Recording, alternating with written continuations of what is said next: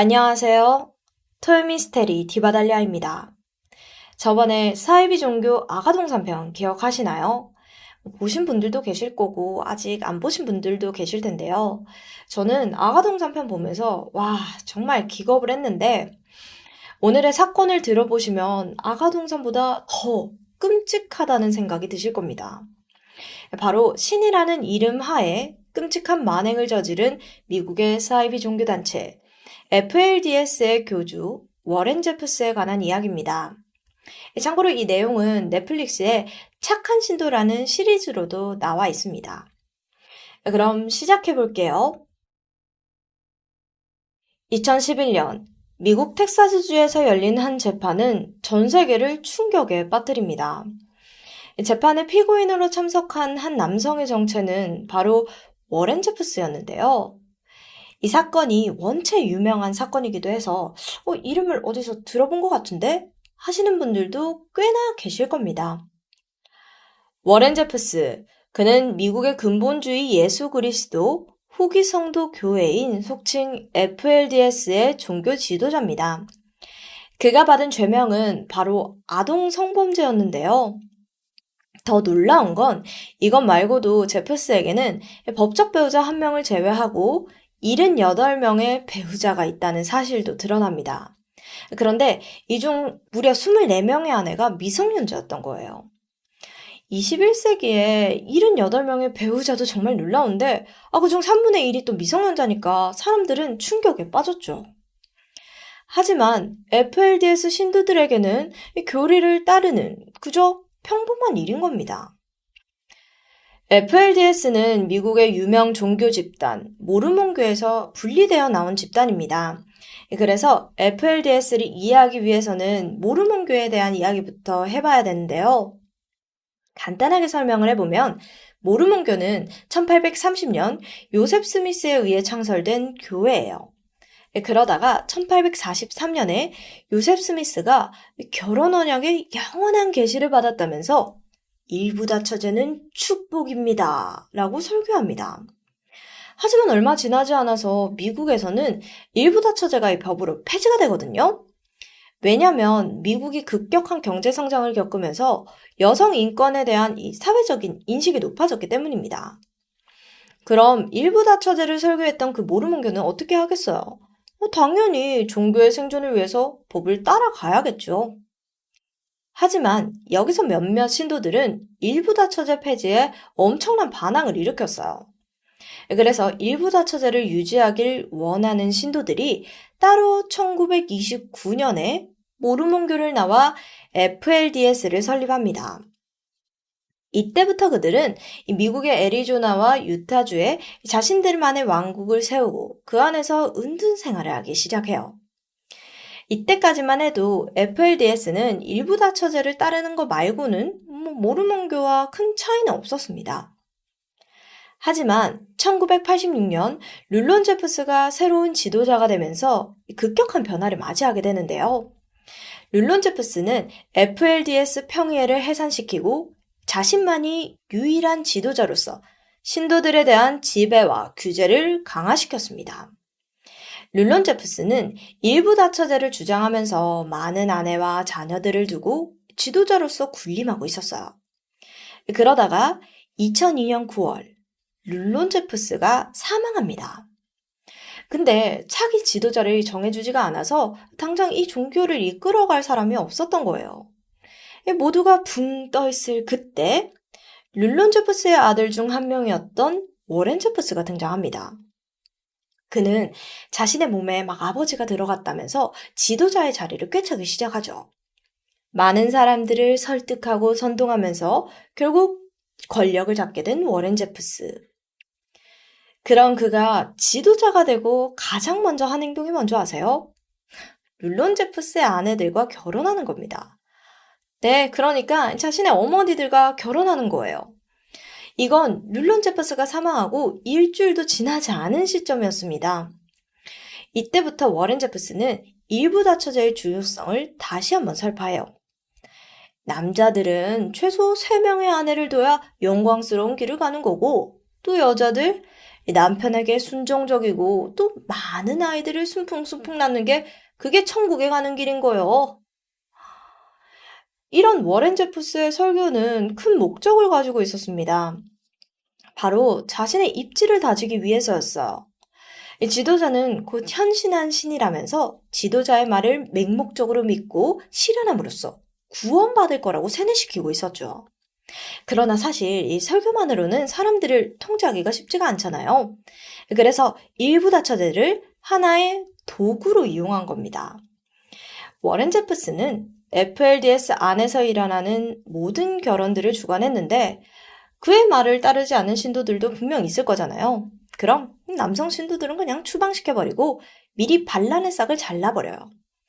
반면 자신의 말을 잘 따르는 남성 신도들에게는 어린 신부를 보상처럼 줌으로써 자신의 권력을 형성했습니다. 모든 남성 신도들은 워렌 제프스의 허락 하에 결혼을 하고 성관계를 맺어야만 했죠. 워렌 제프스는 일부 다처제를 통해서 미혼모를 만들어내는 것 또한 중요한 목적으로 두었습니다.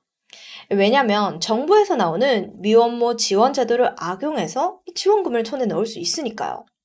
이때 손에 넣은 지원금만 해도 하나로 80억 원, 그 이상이었다고 합니다.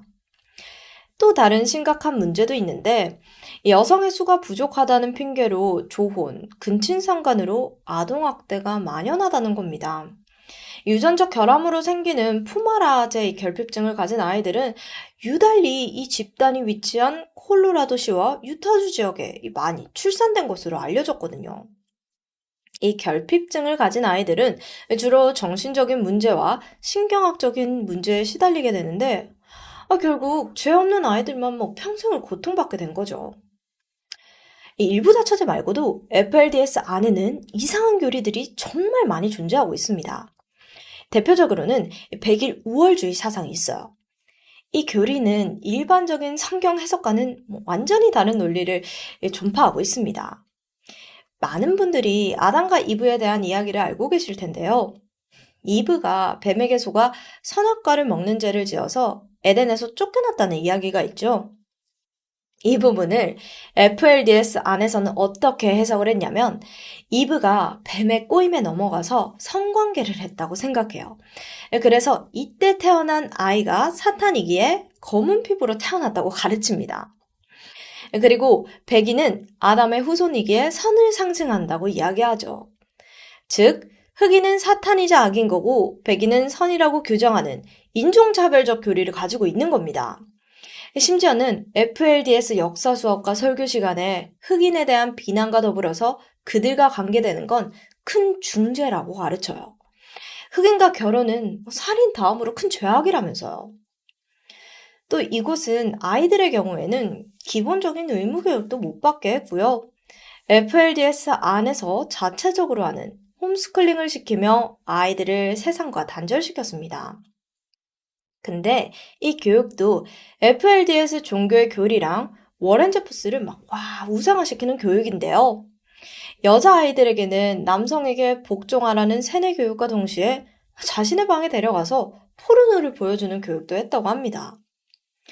또 복장의 규제도 있었는데 남성 신도들에게는 단순하게 긴팔, 카라 셔츠를 긴 바지와 함께 입어야 하고 문신이나 피어싱이 금지된 정도지만 여성 신도들의 경우에는 이야기가 달랐습니다. 좀 더 많이 엄격해요. 당연히 몸에 문신과 피어싱은 안 되고요. 추가로 화장이 금지되어 있습니다. 또 헤어스타일도 짧게 자르는 게 금지되어 있어요. 안 돼요. 사후에 신과 남편의 발을 씻겨주기 위해서 긴 머리가 필요하다는 그런 이상한 교리를 내세웠거든요. 특히 워렌 제프스는 여성 신도들의 옷을 엄격하게 제한했는데요. 노출은 당연히 금지고요. 집에서 만든 프레리 원피스만 착용하도록 했고 또 같은 남편을 둔 여성끼리는 같은 색 원피스를 입게 함으로써 한눈에 여성 신도들의 소속을 알게 했습니다. 근데 이상했던 건 또 모든 신도들은 빨간색과 검은색은 금지예요. 그 이유는 빨간색은 신이 가장 좋아하는 색깔이라서 안 된다고 했고 또 검은색은 사탄의 색이라서 사용해서는 안 된다고 했거든요. 근데 좀 웃긴 거는 워렌 제프스가 타고 다니는 차가 빨간색 캐딜락입니다. 앞뒤가 다르죠. 신도들에 대한 통제는 여기서 멈추지 않습니다. 모든 신도들에게 TV, 인터넷, 신문, 오락, 말할 것도 없이 금지해 반려견, 장난감, 기념행사, 축제, 캠핑, 낚시 싹 다 금지해요. 심지어는 자신이 어느 날 신으로부터 막 계시를 받았다면서 수영까지 금지합니다. 여기서 끝이 아니에요. 자신의 세력을 넓히기 위해서 미성년자들을 밀매하기까지 했는데요. 이 모든 건 신이 지시한 거다라면서 소녀들을 캐나다와 멕시코에 팔아버립니다. 그렇게 성매매를 시키고 그 나라에서 결혼하도록 만들어요. 그 이유를 들어보시면 더 이게 어이가 없는데 바로 다른 나라의 FLDS 세력을 확장시키기 위함이라는 겁니다. 그렇게 모든 걸 통제하며 자신의 왕국을 만든 워렌 제프스. 하지만 영원히 무너지지 않을 것만 같았던 그의 왕국도 2년도 버티지 못합니다. 2004년 워렌 제프스는 자신의 권력에 대한 본보기로 남성 신도들을 파문했는데요.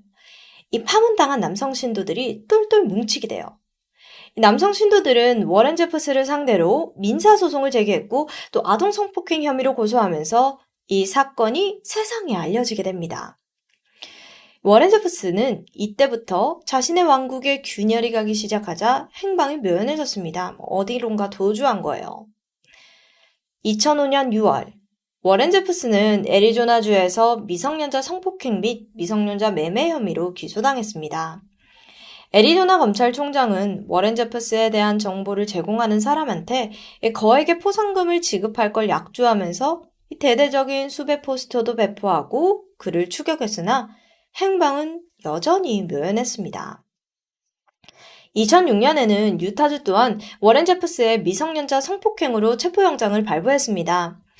FBI는 워렌 제프스를 오사마 빌라덴과 함께 제10대 수배자 명단에 올린 후 그의 행방을 수소문했죠. 그러던 2006년 8월 워렌 제프스는 생각지 못한 곳에서 덜미를 잡히게 됩니다. 이 네바다주 고속도로에서 순찰을 돌던 에디 경관이 한 차량을 멈춰 세우게 돼요. 이유는 간단했어요. 해당 차량의 번호판이 가려져서 잘 보이지 않았던 거죠. 경찰의 명령에 멈춘 해당 차량은 바로 빨간색 캐딜락, 워렌 제프스의 차량이었습니다. 그래서 그는 그 자리에서 체포되게 되죠. 아니 근데 당연히 차량 번호판이 가려져서 달리고 있으면 잡히잖아요. 그걸 생각 못하고 쌩쌩쌩쌩 달리고 있는 거 보면 저 바보가 어떻게 많은 사람들을 막 세뇌시켰는지 그저 신기할 뿐입니다. 어쨌든 경찰에 잡힌 워렌 제프스는 네바다주에서 유타주로 송환돼서 이 2건의 미성년자 성폭행 사건으로 유죄를 받았고 또 2007년 애리조나주에서 미성년자와의 근친상간, 성폭행 사건에 대해 총 8건의 추가 혐의가 적용되었습니다. 이게 어떻게 증거를 나는지 아세요? 바로 워렌 제프스 자신을 우상화하기 위해서 자신의 모든 행동과 말을 일기로 기록하고 녹화하도록 만들었던 거예요. 이 자료들이 모두 워렌 제프스의 추악한 행동들을 밝히는 증거가 된 거죠. 심지어는 미성년자와 이 성관계하는 침대방이라는 걸 만들어서 모든 신도들을 불러놓고 그걸 관람하게 했대요. 그리고 그걸 또 녹화했고요. 2011년 8월 워렌 제프스는 20년간 가석방 없는 무기징역과 $10,000의 벌금을 선고받았습니다. 이 전문가들은 워렌 제프스가 구속 후 많은 신도들이 워렌 제프스의 행동이 부도덕하다는 걸 알게 돼서 이 종교를 떠날 거라고 추측했어요. 그래서 실제로 2013년부터 15년 사이에 탈퇴한 신도들이 1,000명 이상이었고요. 그러나 일부 전문가들의 생각과는 달리 FLDS는 여전히 건재한 상황입니다. 규모 자체가 워낙 거대하다 보니까 1,000명에 가까운 신도들이 탈퇴를 했어도 여전히 많은 신도들이 남아있는 겁니다. 그리고 여전히 남아있는 신도들은 워렌 제프스를 신으로 생각하고 이 상황이 신이 자신들의 믿음을 시험하기 위한 거라고 믿고 있죠. 자신의 권력과 추악한 욕망을 위해서 어린 아이들을 강제로 취하고 수많은 여성들을 거느리며 군림한 워렌 제프스. 그는 모든 이면이 드러났음에도 지속되는 세뇌와 규제로 인해서 많은 신도들은 여전히 그의 그늘을 벗어나지 못하고 있습니다. 현재까지도 워렌 제프스의 왕국은 아직 건재하다는 사실이 정말 무섭고도 안타깝게 만듭니다. 지금까지 토요미스테리 디바달리아였습니다.